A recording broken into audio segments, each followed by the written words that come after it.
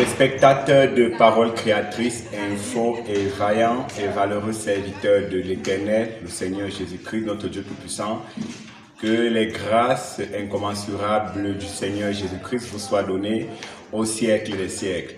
Nous sommes heureux de vous savoir nombreux à l'écoute de ce merveilleux programme qui est le programme de l'évangélisation au travers de la voix de Dieu. L'évangélisation au travers des bandes, de la parole créatrice, de la parole parlée, apportée par notre prophète William Marion Branham, le prophète que Dieu nous a envoyé en cette fin des temps par Malachie, selon la promesse de Malachie 4, qui disait « Voici, je vous enverrai Élie le prophète ». Élie le prophète est venu pour rétablir toutes choses. Élie le prophète est venu restaurer la vérité de la parole. Élie le prophète est venu et les mystères cachés dans la Bible ont été révélés. C'est pourquoi aujourd'hui, nous pouvons savoir que l'un des éléments les plus capitaux, un élément très capital dans le salut, dans la marche chrétienne, c'est la nouvelle naissance. La nouvelle naissance est telle que Jésus a dit à Nicodème dans le livre de Jean, chapitre 3, le verset 5. Jésus lui répondit, en vérité, je te le dis, si un homme ne naît d'eau et d'esprit, il ne peut entrer dans le royaume des cieux. Alors, ça met à côté ceux qui ont privilégié mettre le nom dans les registres de l'Église, ceux qui ont privilégié être les amis du pasteur, ceux qui ont privilégié être dans les registres de l'Église, ceux qui ont privilégié avoir des faux baptêmes. Ça ne vous confère pas la nouvelle naissance. Jésus a dit, si un homme ne naît d'eau et d'esprit, donc pour avoir la nouvelle naissance, il faut naître d'eau premièrement et correctement, et deux, l'esprit va venir te faire donc naître de nouveau. Alors beaucoup aujourd'hui se cachent dans le faux baptême du Père, Fils, Saint-Esprit, et l'Esprit ne vient jamais sur eux. Ils manifestent les signes de l'Esprit, mais ils sont aussi noirs dans leur âme que les parois de l'enfer.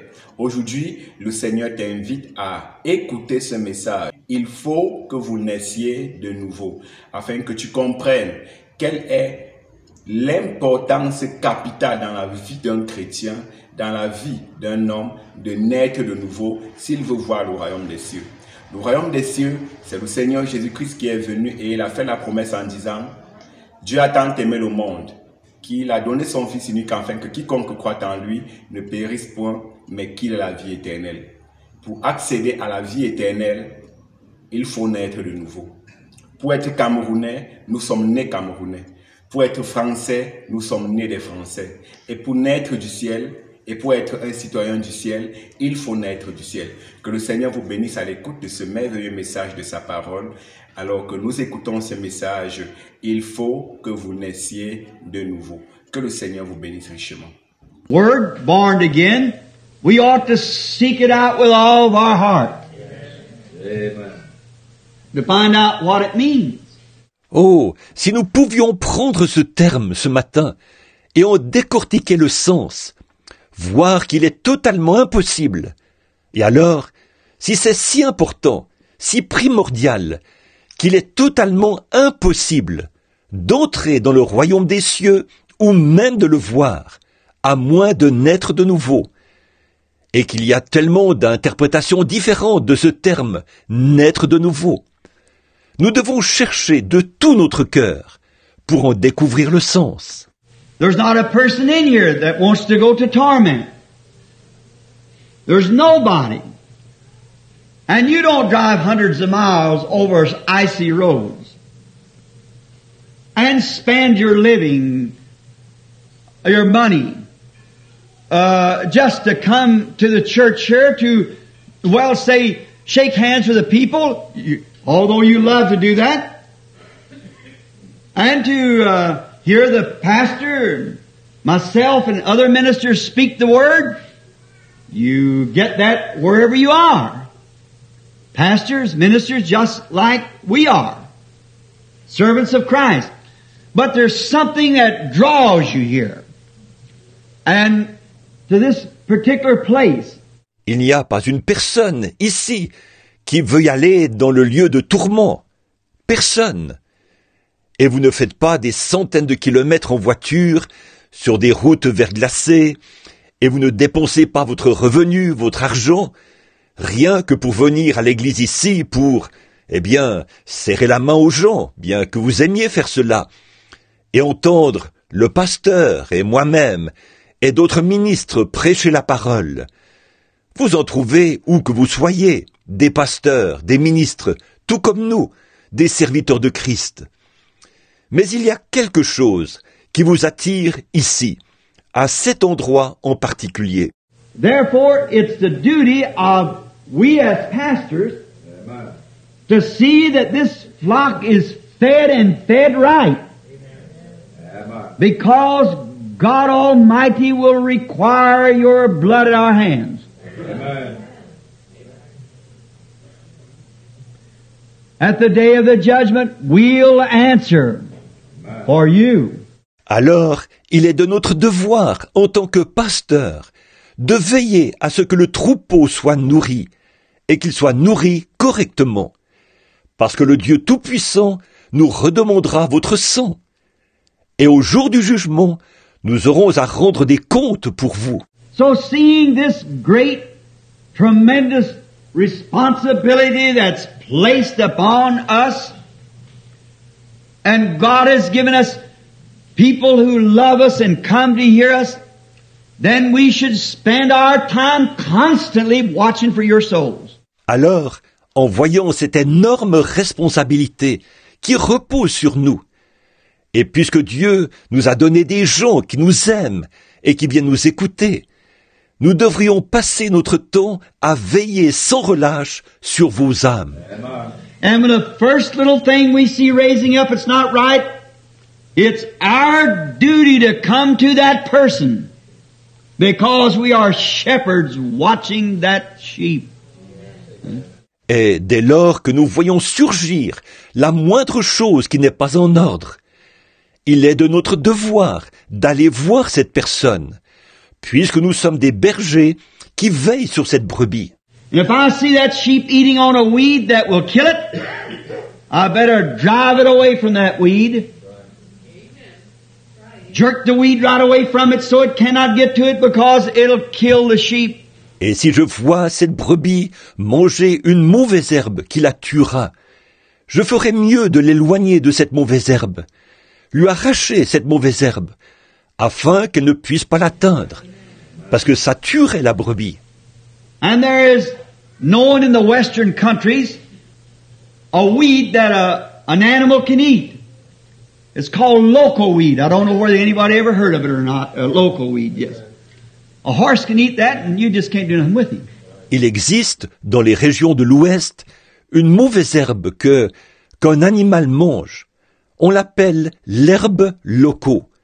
Je ne sais pas si quelqu'un ici a déjà entendu parler de ça ou pas. L'herbe loco. Oui.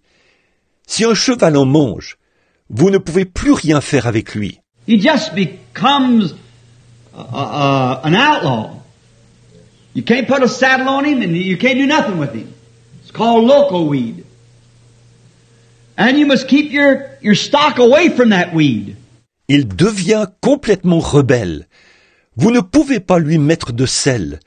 Vous ne pouvez rien faire avec lui. On l'appelle l'herbe loco.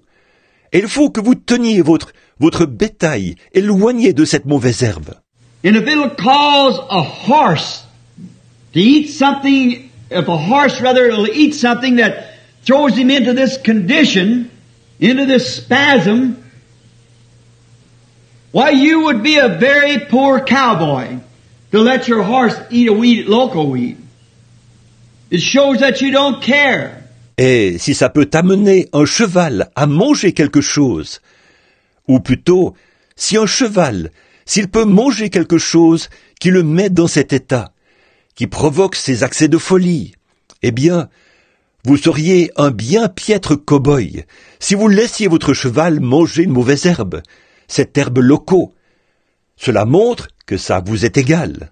And a real pastor, a real servant of Christ, will be a poor example of Christ to see the sheep eat something that's going to drive him away or make him an outlaw before God, a breaker of His Word, a breaker of His commandments. You shouldn't do that. You should watch that very closely.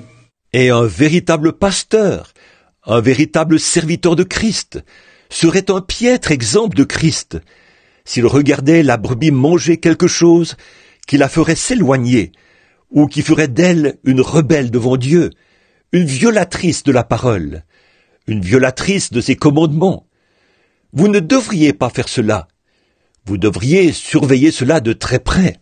So, this great doctrine of Jesus, it's wrote here before us in the Bible, you must be born again.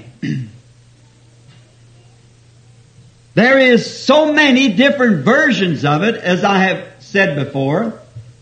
Now, I thought this morning, for the sake of many who's been asking me what it meant and how could they become a real Christian. Donc, cette grande doctrine de Jésus, inscrite ici sous nos yeux dans la Bible, il faut que vous naissiez de nouveau. Comme je l'ai déjà dit, il y a tellement de versions différentes sur le sujet, que je me disais ce matin que, pour le bien de tous ceux qui m'ont demandé quel en était le sens et comment faire pour devenir de véritables chrétiens, Then I thought maybe that we would just approach the subject and take it just as clearly as I know how to give it to you. And it's not in the way of a sermon, it's in the way of teaching Sunday school, that the people might get the message. Je me suis dit que nous allions peut-être aborder le sujet et que je vous l'apporterai le plus clairement possible. Non pas sous forme de prédication, mais plutôt sous forme de leçon d'école du dimanche, pour que les gens puissent saisir le message. Now, many interpretations of the born again, and now I'm saying this, and I know it's going on tape, and I want to say this to the pastors that will perhaps receive this tape. I suppose maybe just a little different from what the regular church teaches it. Maintenant, on trouve beaucoup d'interprétations de ce terme, naître de nouveau. Et maintenant, je dirai ceci, et je sais qu'on enregistre, et je veux dire ceci aux pasteurs qui recevront peut-être cette bande.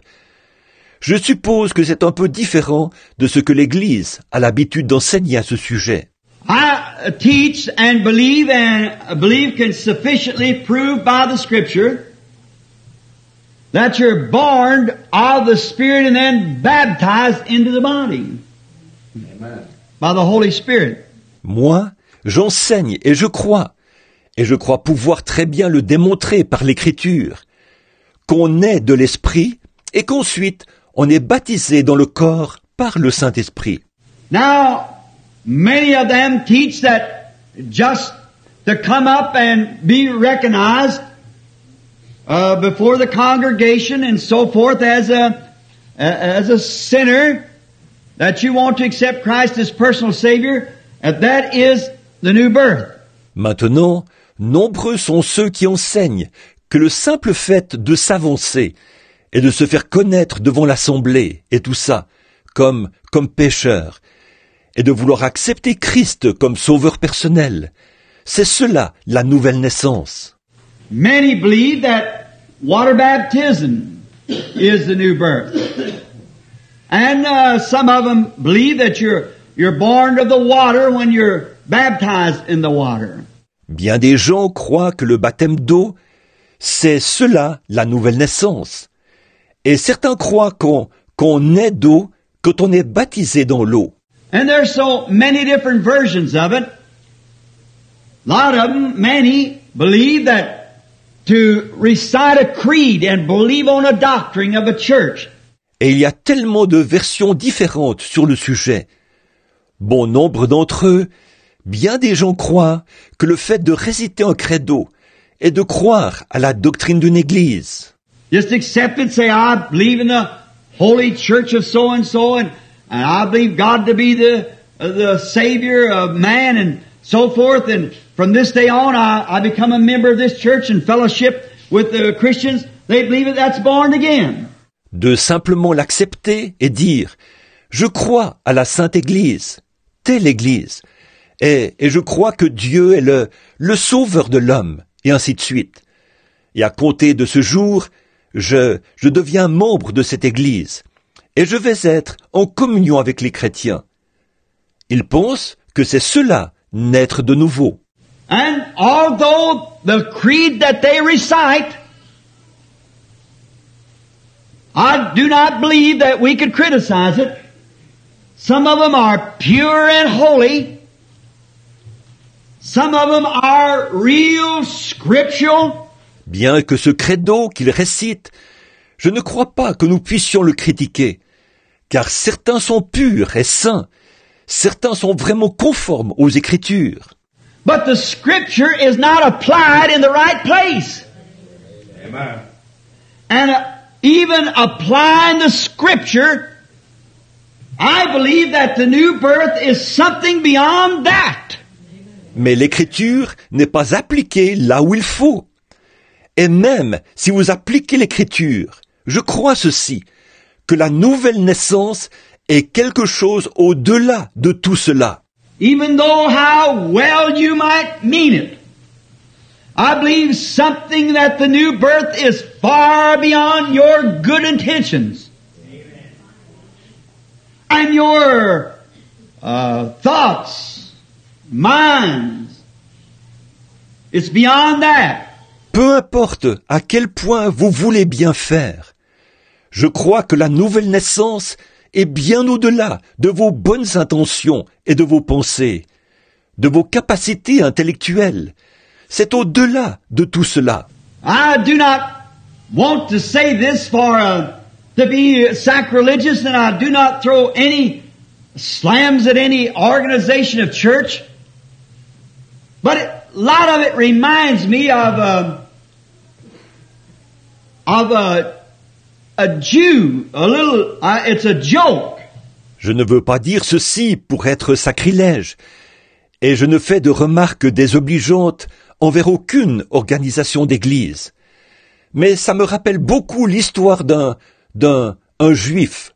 Une petite, c'est une plaisanterie.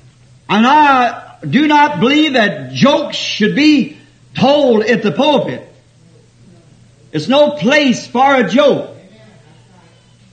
And therefore, to bring this statement that I've got on my mind is not for a joke, but to show an expression of what I mean. Et je ne crois pas qu'on devrait raconter des plaisanteries à la chair. Ceci n'est pas un endroit pour plaisanter. Donc, c'est pour exprimer ce point que j'ai à l'esprit. Ce n'est pas pour plaisanter, mais pour vous illustrer ce que je veux dire. That a Catholic priest one time went home on Friday with a new convert to the Catholic Church. And the Catholic convert had baked a ham. And he said, "Father, I am sorry, after my remembrance comes to me, this is Friday." Un jour, un prêtre catholique est allé c'était un vendredi. Il est allé chez un nouveau converti à la foi catholique. Et le converti catholique avait fait cuire un jambon. Et il a dit, « Mon père, je suis désolé, je viens de me rappeler qu'aujourd'hui on est vendredi. » But I believe that according to our great doctrine of the church, that one time I was a Jew, and you sprinkled some holy water on me, and turned me from a Jew to a Catholic. Now, I shall sprinkle a little of that same water upon this ham and make a fish out of it. Mais je crois que, d'après la grande doctrine de notre Église, autrefois j'étais un juif, puis vous m'avez aspergé d'eau bénite, et du juif que j'étais, cela m'a transformé en un catholique. Maintenant, je vais asperger un peu de cette eau-là sur ce jambon et en faire un poisson. Now, that's saying that doesn't make it a fish. It's still a ham. No matter how holy the water might pretend to be, and no matter how much that we try to think we are right in saying a creed or joining a church, you're still what you were until you're actually born again of the Spirit of God. Eh bien, ça, le fait de dire cela n'en fera pas un poisson. Ça reste un jambon. Peu importe à quel point on peut prétendre que l'eau est bénite. Et peu importe à quel point on essaie de penser qu'on a raison quand on récite un credo et qu'on adhère à une église. Là encore, vous restez ce que vous étiez, à moins que vous ne naissiez vraiment de nouveau de l'Esprit de Dieu. It doesn't change you. Your creed, joining church, or changing your ideas, or your good intentions. Although as good as it might seem, it's still not right. There's something's got to happen. A new birth is an experience. Something that takes place. Tout cela ne vous change pas. Votre credo, le fait d'adhérer à une église, ou de changer votre façon de penser, ou vos bonnes intentions, aussi bien que ça puisse paraître, là encore ce n'est pas juste. Il faut que quelque chose arrive. La nouvelle naissance est une expérience, quelque chose qui se passe. So, it is not that it brings the new birth. Now the different churches would say, well, you accept this or believe that, and it's all right. But it isn't. Donc, ce ne sont pas ces choses-là qui produisent la nouvelle naissance. Maintenant, ces différentes églises, elles diraient, eh bien, acceptez ceci ou croyez cela, et c'est en ordre. Mais ce n'est pas le cas. Now, to begin with, to base back, the reason we have to be born again is because the Bible teaches us that we were all born in sin, shaped in iniquity, and come to this world speaking lies. Maintenant, pour commencer, pour servir de fondement, la raison pour laquelle il faut que nous naissions de nouveau, c'est parce que la Bible nous enseigne que nous sommes tous nés dans le péché, enfantés dans l'iniquité, venus au monde en disant des mensonges. Amen.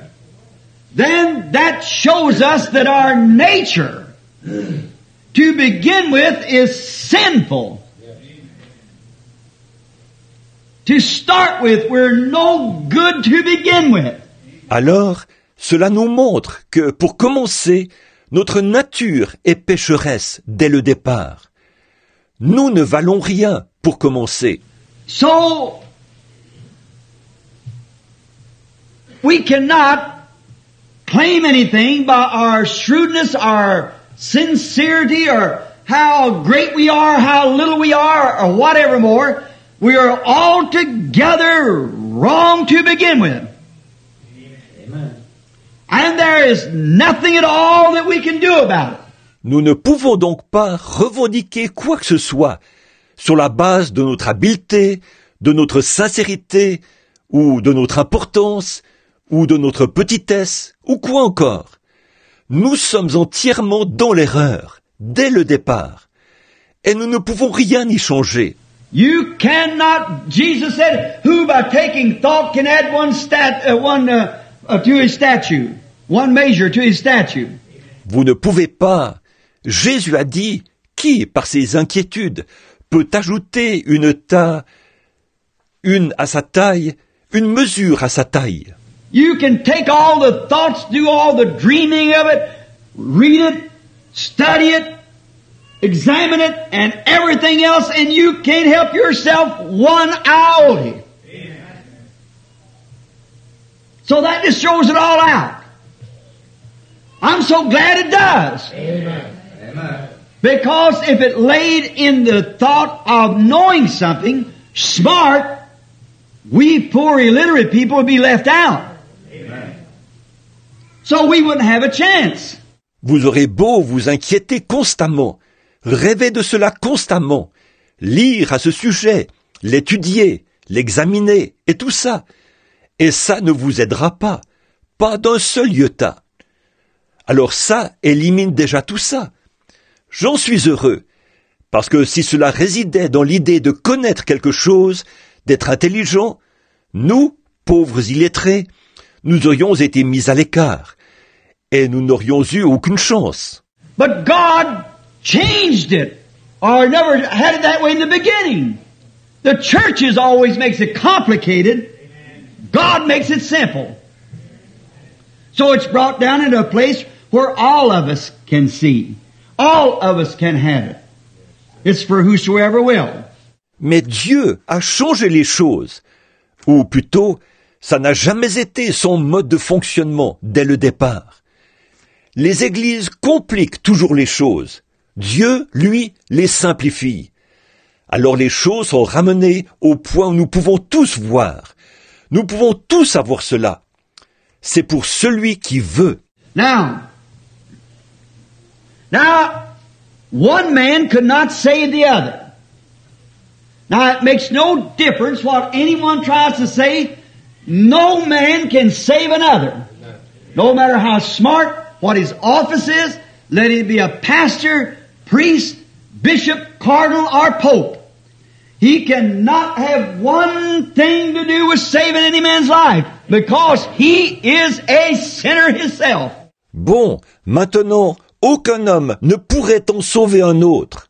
Eh bien, les gens auront beau essayer de dire n'importe quoi. Aucun homme ne peut en sauver un autre. Peu importe combien il est intelligent, la nature de sa fonction, qu'il soit pasteur, prêtre, évêque, cardinal ou bien pape, il ne peut rien faire pour sauver la vie d'aucun homme, parce qu'il est lui-même pécheur. Bien-aimés frères et sœurs, il est important pour toi, mon ami, qui n'a pas encore goûté l'expérience de la nouvelle naissance, de te conformer à la parole que tu viens d'entendre, de te conformer à cette parole de Dieu, parce que Dieu traite affaire. Dieu ne joue pas. On ne peut pas entrer dans le corps mystique de l'église de Christ en adhérant à une église. On ne peut pas entrer dans le corps de Christ rien qu'en saluant le pasteur, en étant l'ami du pasteur, en étant le copain de ci et de ça. Non, on entre dans le royaume par la naissance. Et cette naissance-là s'applique et rime avec Actes chapitre 2, 38. Répentez-vous et soyez baptisés, chacun de vous, au nom du Seigneur Jésus-Christ, le baptême d'eau. Et de deux, pour la remission de vos péchés. Vos péchés sont pardonnés lorsque vous avez pris le baptême correct au nom du Seigneur Jésus-Christ dans les eaux. Et vous recevrez le don du Saint-Esprit. Alors, voilà ce qui est le sceau de la nouvelle naissance, le don du Saint-Esprit. C'est lui qui vous fait naître du royaume d'en haut. C'est lui qui vous confère le droit de vous appeler chrétien. Un chrétien, c'est parce que l'Esprit de Christ vit en vous. Et lorsque l'Esprit de Christ habite en toi, tu deviens une nouvelle créature. Tu deviens un homme transformé, échangé, un fils et une fille de Dieu. Que le Seigneur te bénisse richement. Je vous donne rendez-vous la semaine prochaine à la même heure sur notre chaîne Parole Créatrice pour suivre la suite de ce merveilleux programme de l'écoute de la voix de Dieu. Que le Seigneur vous bénisse richement. D'ici à la portez-vous bien. Shalom.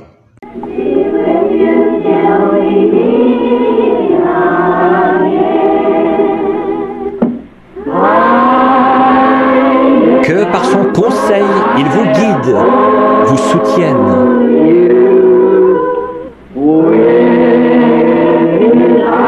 De ses bras, vous garde en sûreté dans sa bergerie. Dieu soit avec vous jusqu'à ce que nous nous revoyions.